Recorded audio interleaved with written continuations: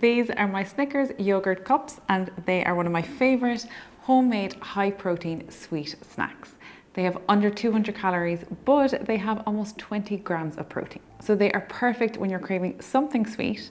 I like to have mine after dinner as a little dessert. And if you work out a lot, having protein before bed is really important to help your muscles repair. So let's look at the ingredients. First, you're going to need yogurt. You can use a plain or a vanilla yogurt here. I like to use the Siggy's Vanilla Pot for this particular recipe. But another option is to just use a plain yogurt, and you can sweeten it to your preference levels with honey, maple syrup or vanilla essence. I always recommend choosing a Greek or a Skyr yogurt as these have the highest amount of protein. But if you are plant-based, a soya yogurt would also be a good option. Then we need peanut butter. Now I always recommend looking for one that is made with 100% peanuts where possible. A lot of varieties nowadays have added palm oils or added sugar. And the easiest way to figure this out is to look at the ingredient list. And it really should only have peanuts, maybe some salt. And for the chocolate shell at the end, we're going to need some dark chocolate chips. Other ingredients that you can use are crushed peanuts and some sea salt. You can add these at the end for some extra decoration and indulgence. Now this recipe is naturally gluten-free, but if you want to make it dairy-free or vegan, you can follow the dairy-free swaps. If you want to make this recipe nut-free, you can use sunflower seed or soya butter instead of the peanut butter. Now, if you want to increase the protein content even further, a great idea would be to use a plain flavoured Greek yogurt, and then you could add a flavoured protein powder such as chocolate or vanilla. Plus, you're also going to be getting in a serving of calcium by having these, which is always a win for looking after your bone health.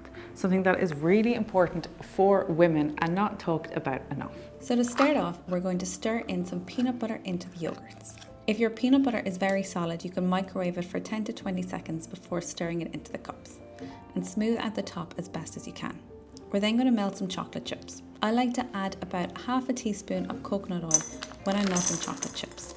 It helps them melt a lot easier and it gives them a nice glossy finish.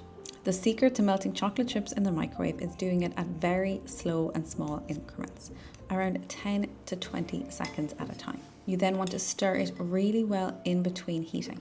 Even if it looks like they're not fully melted yet, take them out and stir them for a couple of seconds because they will keep melting from the heat around them and from the heat of the bowl. You don't need to keep putting them back in again and again. Then you want to drizzle the chocolate over the yogurt and peanut butter mixture and gently smooth the top. Try to get it out to the edges if you can. Now, a top tip here is to resist the urge to put too much chocolate on top. I know it's delicious, but if it's too thick, you won't be able to crack through it easily. And I always recommend making a few of these at a time. They're pretty easy, but with all the melting, there can be a lot of wash up. So it's just as easy to make 3 or 4 of these as it is to make one. Then to garnish, you're going to add some crushed peanuts. And if you want, you can add a pinch of sea salt here too. And now we're going to pop them in the freezer for about 10 to 15 minutes. You don't want to leave them in the freezer for too long because they will become too hard and nobody wants to feel like they're eating a block of ice.